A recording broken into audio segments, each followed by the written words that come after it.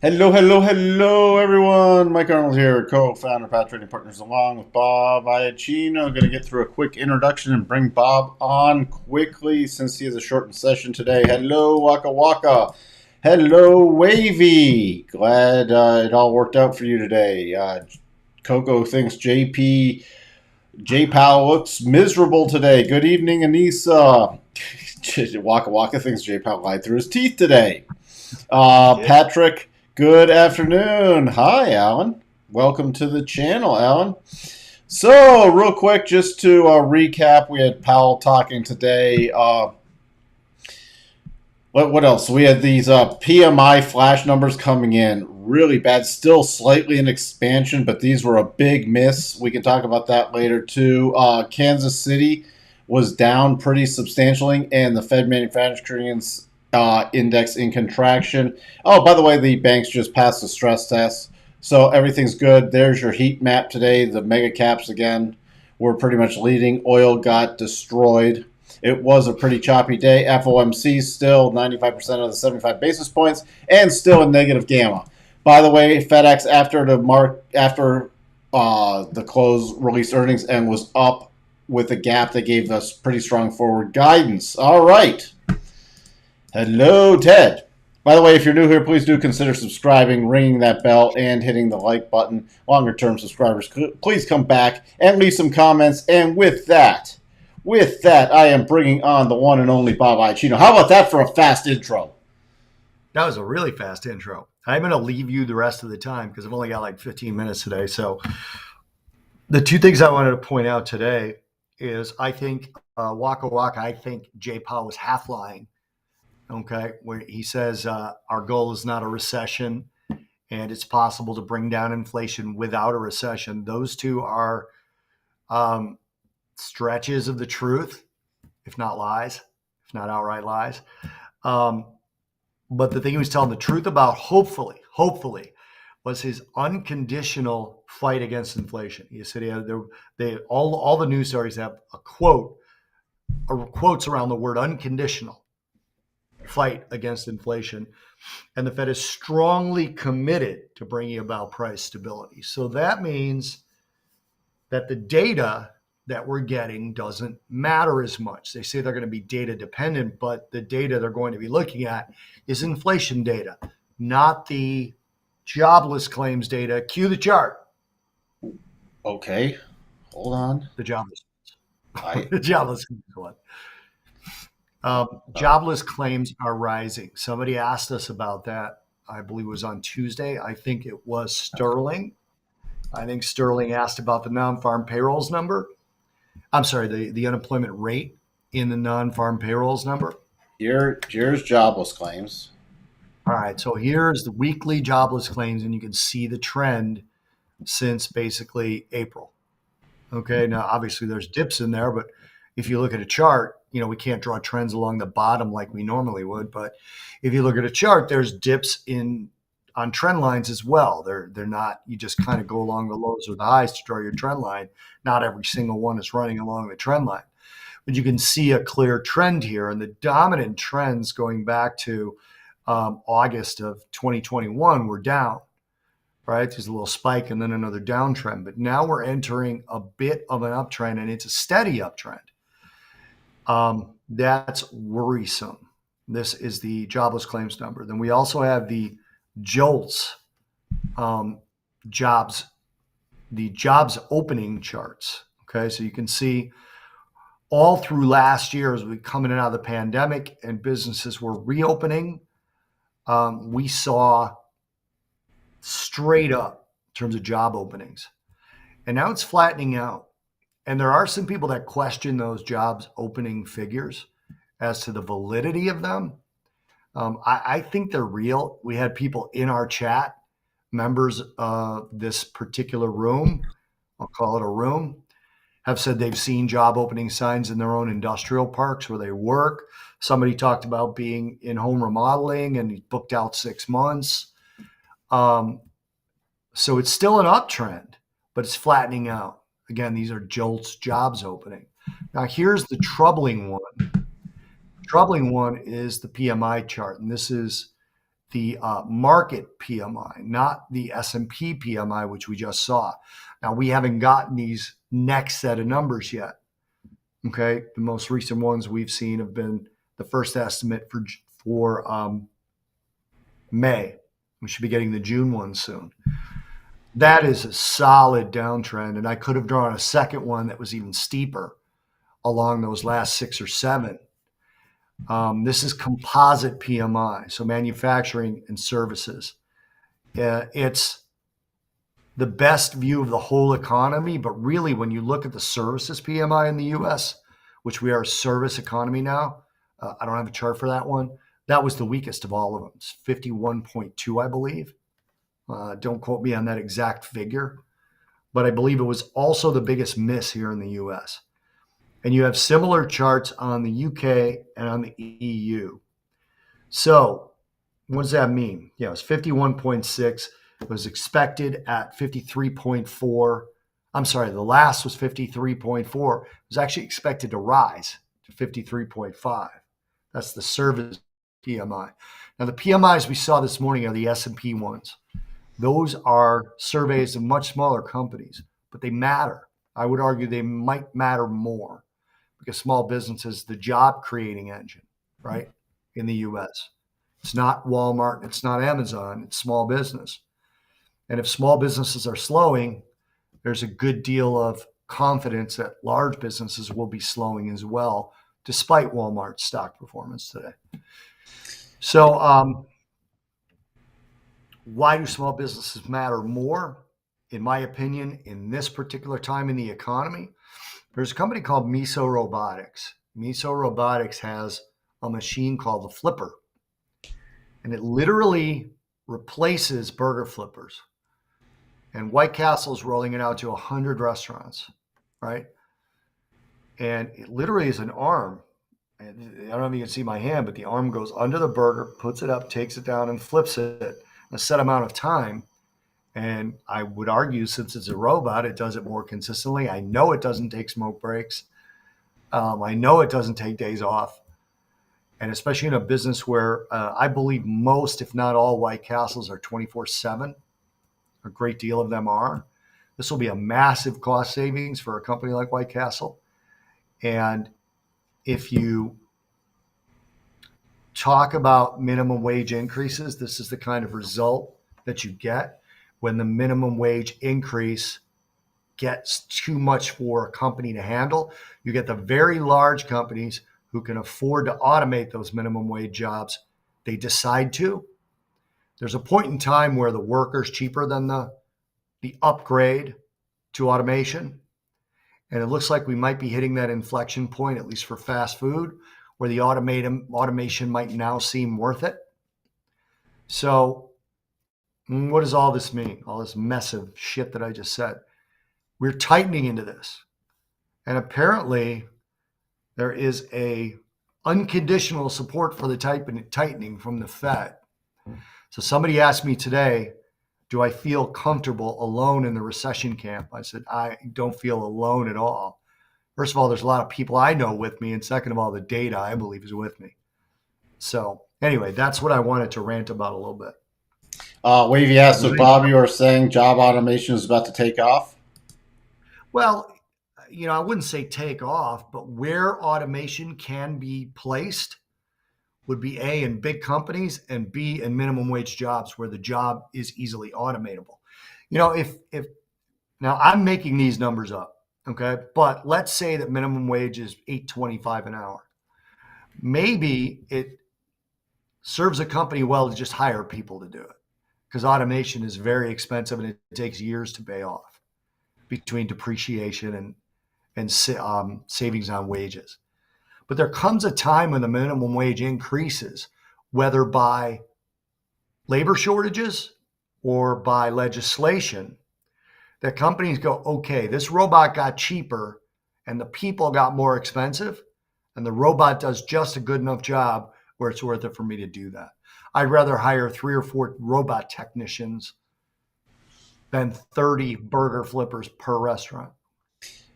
So Well, I'm saying it's about to get more economical to automate. And there's a lot of McDonald's now that are where you walk in and there's no order Oh, taken. the kiosk. It's all kiosks. Yeah, the It's kiosk. all kiosks, meaning if you don't use a kiosk, you're not ordering your food unless you're in Right. drive-through. But that's a lot of people just go drive through now because they don't like the kiosks, especially in places that are still like sort of COVID freaked out, where they don't want to touch the stuff. Like here. Um, Ugh. yeah, in Florida, people are licking the kiosk screen, but I understand it's different in other I mean, places. I'm seeing people drive down the street in their cars by themselves still wearing masks. Okay, come on, people. A buddy of mine in New York lives near a middle school, and he saw a kid walking alone near the Hudson with a mask on by himself, no one around him. Little kid, like 8, 9 years old. This What's good. middle school? Yeah. Hey, good afternoon, Sashi. Hey, Connor. Happy Thursday. Hey, Davey. How are you doing? Let's see. Let's see. I'll have to jump back to Waka Waka says a it's job opens are the wrong type. I don't know what that means. I don't know what he means by that. 1 or 0 hour 1 jobs, hour. not full time jobs with the right pay. What does 1 hour or 0 hour jobs mean? We'll have to get back to that. Kalani, hey, welcome. Bob, saw you on TD Ameritrade. How many jobs do you have? And what's up with all the selling in crude? I don't get paid for my appearance on TD Ameritrade, so it's not really a job. The sell off in crude is in part the recession story. It's actually mostly the recession story that's driving it from a fundamental perspective. Also, the Iran has made some concessions that there's starting to be talk of um, Iranian crude getting back to the market. And then lastly, there was a story that came out a couple days ago where they basically said Russian crude is not off the market at all. Like there's not even a barrel that's off the market because China and India, in uh, sort of after the fact reports that come out, these shipping reports, have bought basically every barrel of crude that Russia has imported. So they're saying that the shortage of crude due to the Putin price hike isn't actually due to Putin, I guess. I don't know. Wavy confirms that all the fast food places around him also have kiosk only order and no cashiers. Yeah. John, is it true the recession is a positive thing for the markets in the short term? Is that why we see a rally? It's positive in that the Fed might get less restrictive if we go into a recession. So that's what would make it positive. But no, it's not really positive in and of itself. In a vacuum, it's not positive at all because a recession means lower earnings, right?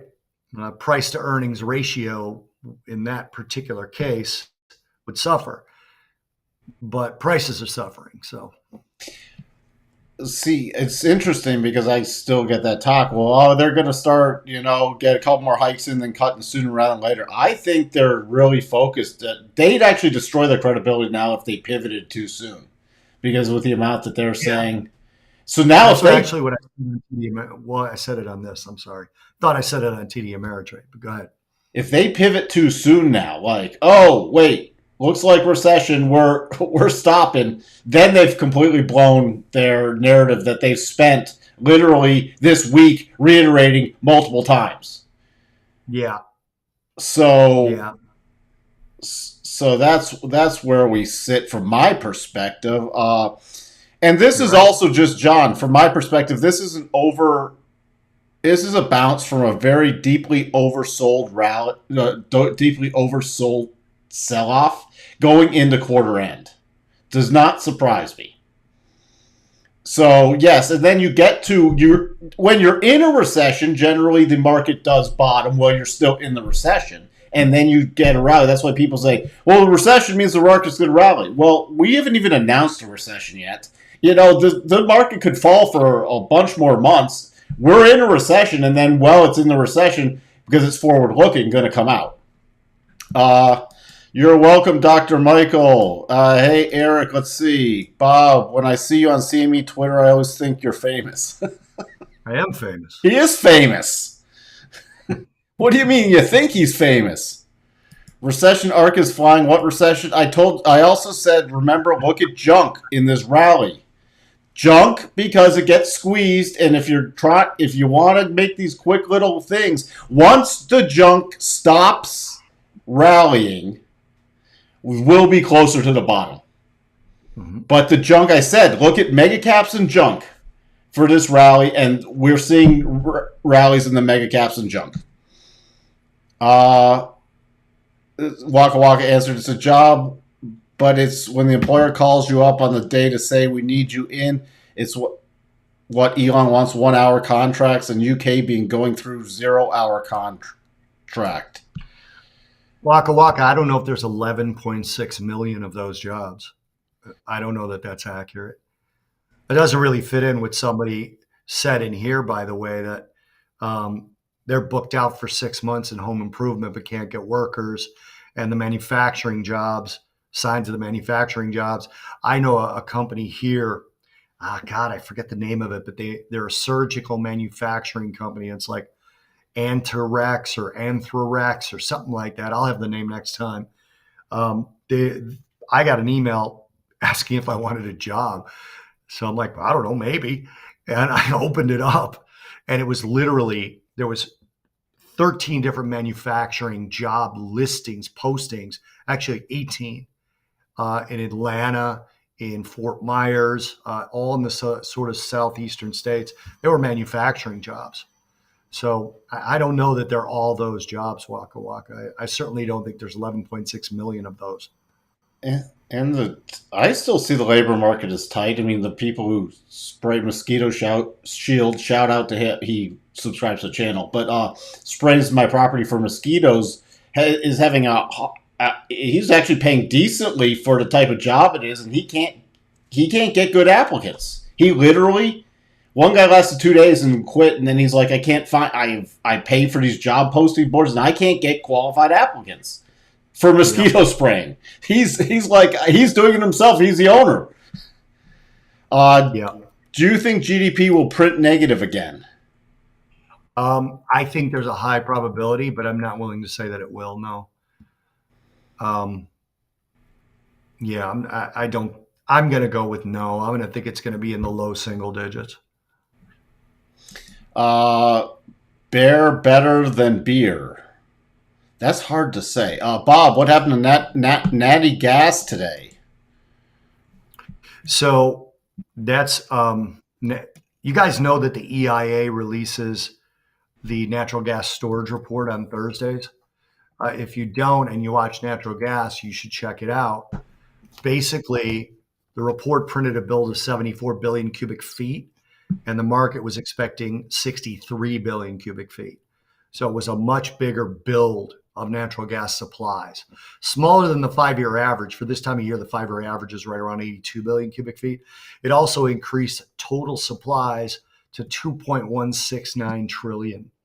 So it increased total supplies, and the build was bigger than expected. So it was a very big drop off. I'm expecting Natty Gas to hit the, even on rallies to roll over and do this 50% retracement unless something really bad happens. Yeah. Let's see, where do we sit? So do we go to the moon from here? No. No. This is a bear market rally. When does it change? It's not a bear market rally when we reach new all-time highs. So be very careful.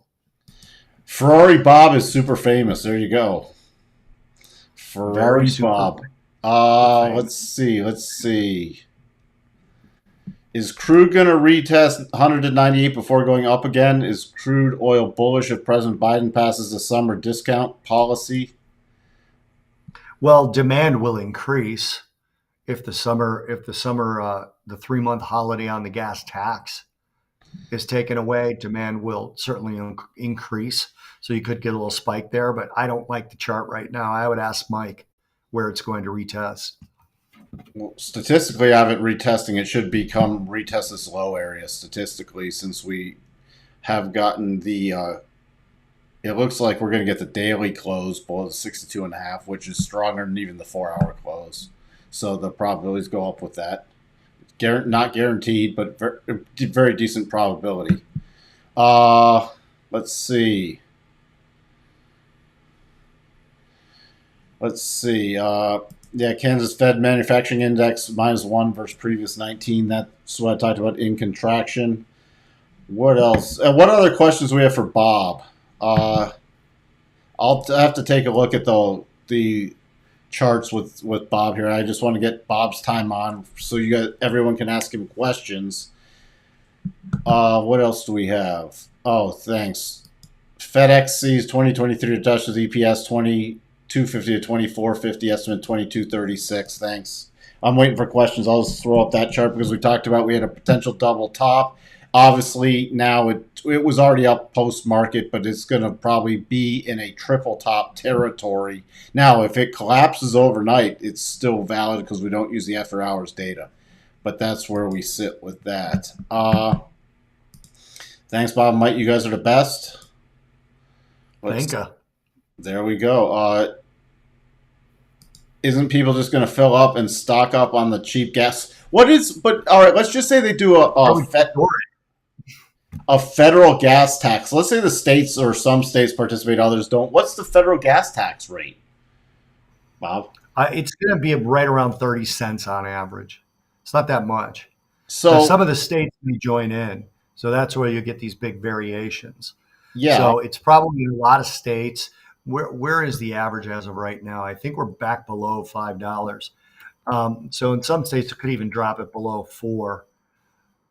Let's see. The average gas price as of right now, $4.94 as of today. So then drop it down to about $4.60 or so on average. And then in some states, because it'll be lower and then maybe the state participates as well, it can drop it below $4 back in the $3 range. But that's exactly what I think it was John that said it. Maybe it was somebody else. That's why, again, like the spike, the demand spike will be there, especially because this is going through the summer driving season. So, yep. Wavy. So, Bob, final question. Are you long equities? I am not, no. John asks, what's your opinion, overall opinion? I'll just go with overall opinion on the Jay Powell testimony. I think Jay Powell's testimony was very much like a little kid standing at the edge of a high dive and yelling down, "I'm going to do it. I swear I'm going to do it. I will. Watch me. Watch me. I'll do it. You dare me to do it? I'll do it." That's really what kept going through my head, is that he's really trying to convince people that he's going all out on inflation and that he's going to keep pushing and pushing and harder and harder on that brake. I'd be surprised if he did, but he certainly has my belief right now. I'm going to act as if he's going to keep pushing at it and that the other data won't matter to him, that just the inflation data is going to matter. So we'll see to what level the inflation data matters because, again, Mike and I have mentioned this multiple times. I mean, what's it going to get to? 3? 3.5? That's hardly low inflation. Yeah. And by the way, that's an inflation growth rate. So that doesn't mean things go down. I mean, imagine if gas prices were rising, I don't know, at an 8% rate per week, right? And then they hit a $5 average. Now they only rise at 3% per week. Feel better? Still rising. So all I know is I had to fill up the card today. I'm such a believer in the recession camp. That's why I'm such a believer in a recession coming. Yeah, it's hurting. Although gas prices here were 30 cents a gallon cheaper than my last fill up. Yeah. But still, it was $5.65 a gallon today. So it was not. I'll let you know. Last time I filled up my Mustang, it was $85, and the last time I filled up the SUV, it was $95. So I'll let you guys know what it is next time. Paul asks, does market always capitulate before a new bull market can start? Any examples when this has not happened in the past? I put that more to Mike, but certainly you could have just a long bottom without capitulation. You don't need a capitulation to. You can have capitulation rallies within a long term bear market. but you don't need the final low to be a capitulation low. Not at all. Right. 2000 the 2001 drop, with the Nasdaq didn't end. It had capitulation rallies, but it sort of just fizzled out at the very end. Uh, I am tired. Bob looks tired. This I has didn't been sleep really well. My these wife. are tiring markets though. I mean, I'm exhausted. I get up and like 30 minutes after I'm doing my morning recap, I'm already tired. Yeah, I didn't sleep well at all last night. it's So it's this is when it finally does end, we get into a new at least a more stable market. It'll be a little sense of relief at some point, just because you don't have to pivot on the dime every 10 minutes. Uh, as for the kid on the edge, that is him in his chair saying that not even on the bridge, huh? he hasn't even climbed up the plank yet. Is basically what I think he's saying there. Uh, Hasn't even climbed up the high dive yet. I think George's comment there's pretty funny. I have 10 gas cans ready for the tax drop. That's a good one. I like that. You're gonna see that it dropped that for one day, and then it'll be back up due to all the demand, and we're gonna run out of gas then because everybody's gonna Yeah. I'm gonna fill up everything, and then the last one day. It's sort of like Yeah. the strategic petroleum reserve releases. It helps for about 2 hours, Oh, it's ridiculous. and then we're All right, rugged guys. running out. I got to jump. All right, thanks, Bob. All right, guys. Anything exciting happens tomorrow, I'll jump on in the morning. All right, have a See you good one. guys. Thanks. Hello. Whoa. There, small little Mike. Small little Mike. So, all right, what did I meant? Let me go back to, let me get, there we go. Is that a bear flag on 1 hour nat gas chart? 1 hour. That's not really a good flag. That's just a sort of a horribly formed horizontal. It's not even solidly formed. You can see it on the 15 minutes as horizontal. It's a horizontal channel. This is not a flag. That's just a horizontal channel. So as long as you don't really break above about 635, you're still with the declining rotation zones. You can't even call that a double at all. So that's just a horizontal channel. So that's where that sits. But any rallies at this point, even rallies back to the breakdown zone right here, about $7 would be potential sells for this to get down to this key area.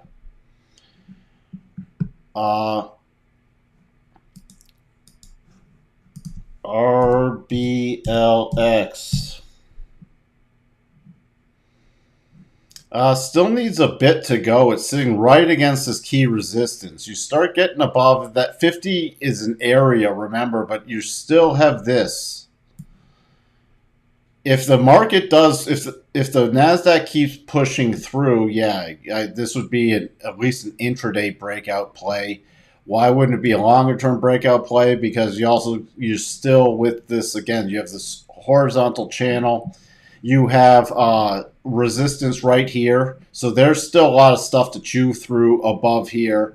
There's pretty substantial resistance. Now, if it does get a big momentum play, it would be an intraday play. If you got then a close above about 34.65, I'd be willing to run it a bit higher and aggressively raise a stop going into quarter end.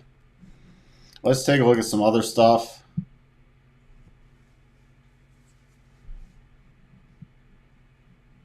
You think we see a gap down tomorrow? Move up today made no sense based off hopium of recession. Fear recession is 1,000% worse than inflation.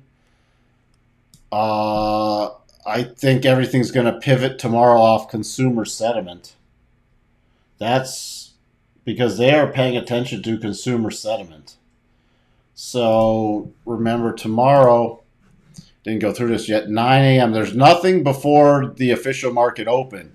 But 9 a.m. you have consumer sentiment and consumer inflation expectations, and just some home sales stuff out. So 9 a.m. is going to be the big pivot. That's where it's going to sit.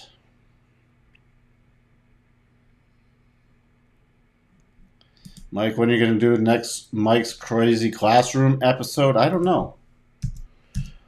You know, when I do 2 to 3 of these a day plus other stuff, it takes a while to put stuff together. Uranium, I'm watching for this low in here because we got back below that 62.5. We tested it once. We're coming back down.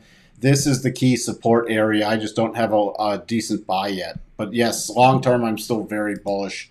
The energy crisis overall in Europe's not going to go away. They're reopening coal plants. They're being a little stubborn on uranium.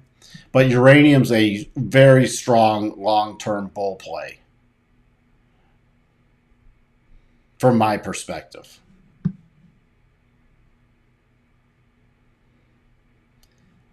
I'm watching for this. If it does break down, my next key, it's hands off. If it breaks down below this low, and this got into way too sloppy for a head and shoulders. But the next key area, if it breaks down below 17, is I'll be hands off till 1549. But the trick is, it gets interesting if we do close below 1629. So this is being very patient, but yes, still in very long-term bullish mode. Let me get through some other stuff. S&P. I was watching to see if it was going to close in the rotation zone. No. Tomorrow, the upside play is what I'm watching for, is a break above about 38.05. Again, 2 tops, not a double top here. Why not a double top? It's not reversing a big enough move. It's only reversing this move with this decent pullback. And the breakdown zone for me is about 37.45. So it's a breakout or a breakdown play tomorrow. That's what I'm watching for. And we can fine tune that tomorrow. But this was a very back and forth day today. Which really went, it was almost an inside day. It missed by 1 tick being in, but I consider it as consolidation and still holding with the rotation zone. I'm still favoring a move up. NASDAQ actually closed in its rotation zone, so I'm actually looking over, not necessarily tomorrow. Now, if the consumer sentiment numbers come out absolutely horrible and the market tanks, and we could be all bets off, but then I'd be watching the 62.5 retracement level. But on any rally, especially next week with quarter end, I'm watching for a return to the other side of the rotation zone in the NASDAQ. That's what I am still focused on. But again, this is very tactical trading. It's not just sit back and take it easy. And you see there's a fair amount of selling pressure still in this area. But if it can really get a move on above about 11,745, you could see a nice little run to the gap fill and then an easy run to that 12,000 area. And that's, again, not just for tomorrow. Where else? There's just not much. Notes were great today. Finished the double pattern. I wanted to get to that. And there were actually momentum bars. There was some great momentum in the notes when J Powell was speaking. Some takeoff. Then we got the double top. So you see that was done. Then you got the double top with the pullback. Just wanted to point that one out too. So overall, with the notes, still we've completed those patterns. Going to watch possibly for a slighter pullback play and then a resumption of trend closing just below. This is why you always got to watch something on the closing basis. Closing below the 50% level and right below this breakdown level. So that's why I'm starting to watch for a slightly bigger pullback and then a resumptive move back higher. and we've hit remember the weekly rotation zone is been hit. So this is the first reaction now off the weekly rotation zone. So as long as it does not get a close below about 115.24, I remain in short-term bullish mode on any pullbacks. Dollar index still in consolidation inside day today. Look at all these days since the big day on June 16th. Now I'm referencing that day because all these days are inside days to June 16th. So we're in this major consolidation pattern. If we start breaking down, I'm watching about 103.60 at this point, which is right around yesterday's low. A breakout, I need to get above yesterday's high, 104.73. The VIX, very neutral day. I think everything's just waiting on those sentiment numbers tomorrow. What else do we want to talk about? Let's see. Can I check TARC?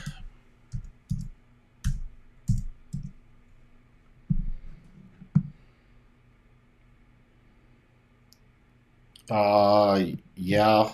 I mean, it's just a 2 times the fun. I mean, it's really you've checked those boxes off. Your next major resistance would be 24. Other than that, not much going on there. I mean, ARC, we've completed that double bottom pattern, which completed, got the close above the 62.5. So I'm still watching over the next through quarter end for us to statistically run to 45.47 to about the 50. That would be my next 2 targets, even with a pullback. We filled this gap, hit the 75, closed above the 62.5. So statistically, we favored higher prices still. Do I like it long term? No, but it's a trade, not a. Remember, we're looking for trades, not things to invest. By the way, Microsoft triggered the double today. It confirmed it yesterday, but triggered it today. So I'm going to be. This is a play through quarter end too, especially with the 50 EMA closing right at the daily rotation zone. But I said, remember, watch mega caps, and mega caps are attracting some money. You see Microsoft 2.26, Apple 2.16, Google, Meta actually bounced a little today. Amazon 3.2. So you have those plays. Walmart. I mean, I tried to highlight a number of these things. Walmart talked about, we got the aggressive buy this again. Now it's back to the 50% level. You still have a gap left behind, slightly higher on a rally. You get the close above about 125.50. Then I start targeting even higher prices with Walmart. So that's one I did highlight also.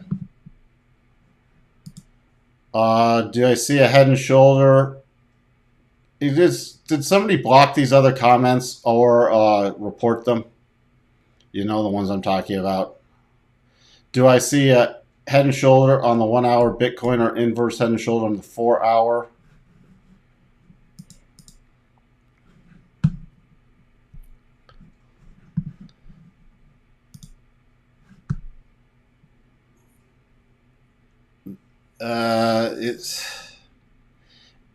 That's more of a horizontal channel breakout.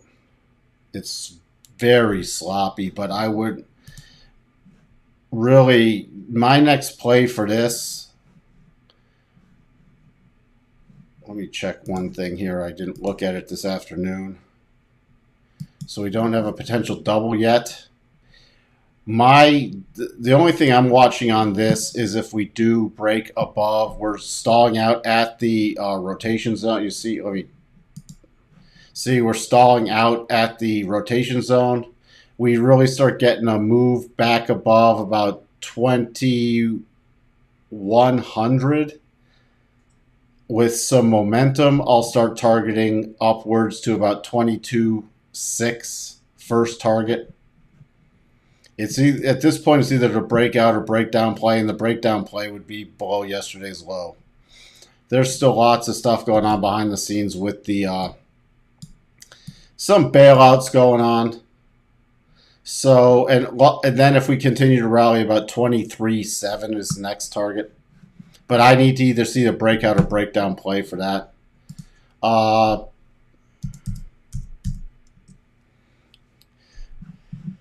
Palantir did the breakout play, filled the gap against the 50, closing in the rotation zone. So the next target up would be about 1061 on a continued move up, closing in the rotation zone. So that's the next area. And then above there, and that's pretty major because that's also the breakdown zone and the 50% retracement. So that would be the next short-term target on a continued move. The only thing that really I just do your gap harmonics on here for the if it is going to be the pullback. But this was a little double also. So you had the pullback, and it's reversing this move, so it's completely valid even if you did the aggressive targets. So that played out, and that was pretty much only because of the gap up for an intraday trade. But other than that, you might see it's all going to depend on what that sentiment number does. If we continue to rally tomorrow, this could be another continued breakout play. Next major target up here at the 50. If we tank, I'd watch for that gap fill, and if it holds support at 824, still could be a play next week if we get a rally into end of quarter.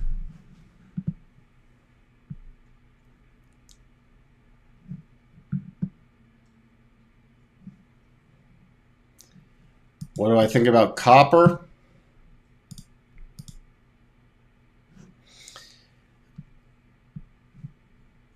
Well, copper broke major support. So at this point on any rally now, let me fix some of these levels. Because this is, again, we hate the term Dr. Copper, but this is now turning into a slowdown recession play like everything else.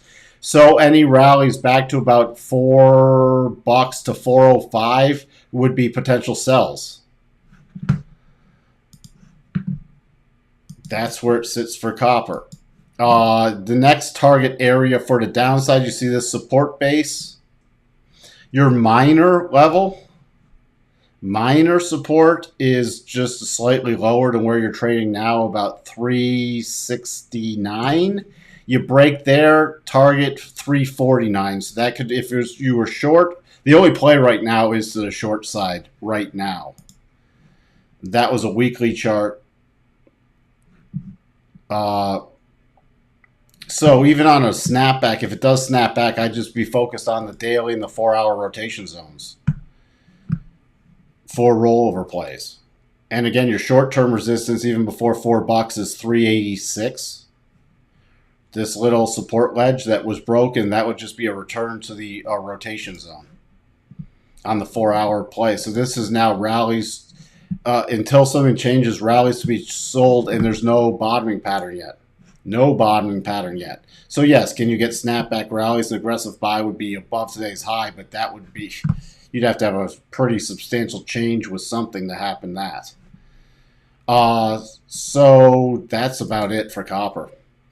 Longer term, I'd be watching the 50% and then below that to 200 week, and that's to see if it can get a bottoming pattern in here on a longer term basis for a bullish play. But I don't have any safe or safer bullish plays at this point. It's only bearish plays. Will I do OXY?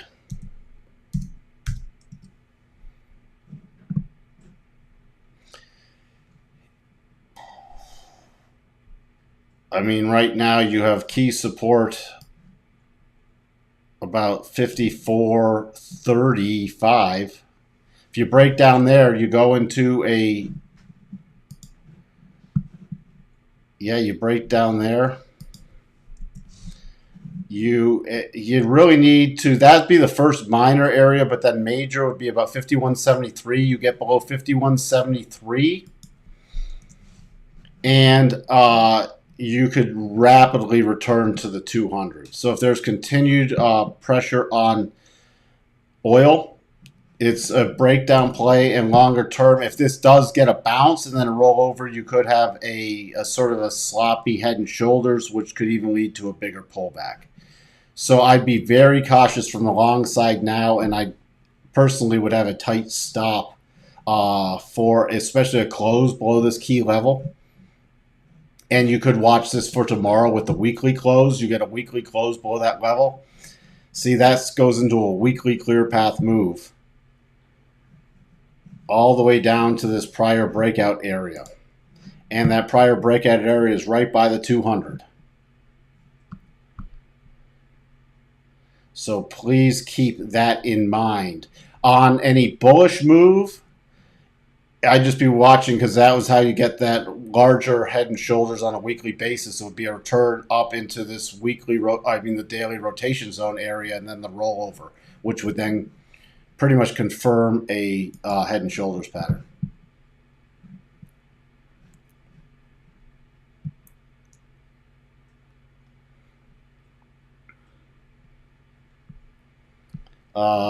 Apple.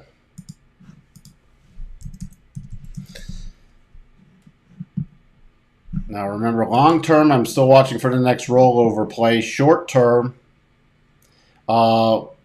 we got the aggressive buy back on the 21st, and I'm still targeting this point. I'm targeting the 200 first to at least raise a stop 140.25, and then through quarter end a possible gap fill back to 142.64. Why raise a stop? Because you have this key hot open and high from this gap down right at the rotation zone, and then so that's definitely an area to raise a stop, and then the gap fill play. If it continues above there, and a gap fill play would be for me to unwind a partial position, and depending on how strong it is, it could potentially be into quarter end. Your next major target would be the 50. Now, what invalidates that at this point, because you got to plan on both sides based off these markets, even with it, would be a close below 132.50. Let's just call it 132.50, not 60, right around there. Why? Because not only would you be breaking back, you could even cheat it with a tighter stop below this, right below this low from the 21st. But you start getting back below there, you still have a gap fill to the downside, and that close below the 62.5 would then refavor a test of the low area. And then as it moves up, you ratchet up these levels to help fine tune your stop. And it did close above. Also, let me just take a look here on the weekly. Fine tune it on the daily. Yeah, that's pretty much close. So right about there. So you got this.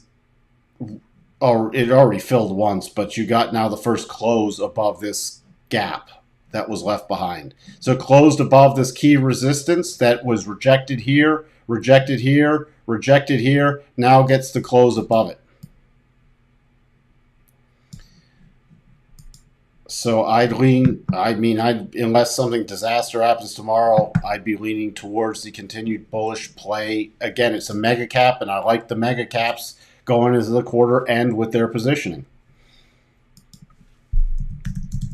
Another thing, by the way, Google, I didn't touch on this, but it did trigger the double, gave multiple chances to get in, and now it just, even with this doji day, it closed above the flattening daily rotation zone, so I'm still favoring that.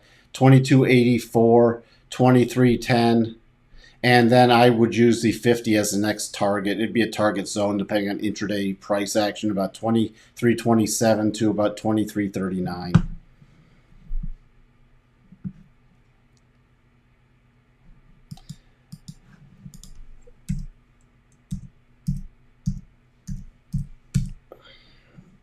Yeah, XPEV, by the way, triggered the bigger double pattern now. We haven't covered this in a while, but it did have this smaller double pattern which ran to completion, and now it's triggered a bigger double pattern. So it's still running. And NIO getting close to triggering to get to that final.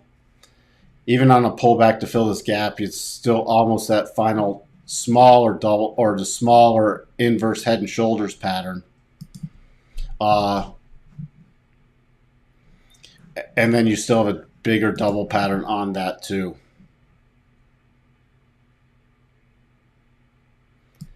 Yeah, just remember that month end and quarter end next week. They're trying to get some window dressing on, especially with this quarter. You are welcome, Wavy. You are welcome, Anissa. Coco thinks the market will rally to the next CPI. I mean, what's most important is quarter end next week. Thank you, John. Thank you, everybody. I'm running out of energy now. But I will be back on tomorrow at 8 a.m. And just remember for all your positioning that the very important number comes out at 9 Central. So don't get caught off guard by that. We'll take a look at the overnight price action tomorrow morning and help fine-tune our plays going into that number for tomorrow. With that, everyone, again, have a fantastic night. Thank you for being here. And if you are new, please do consider subscribing. Talk to everyone later. Bye.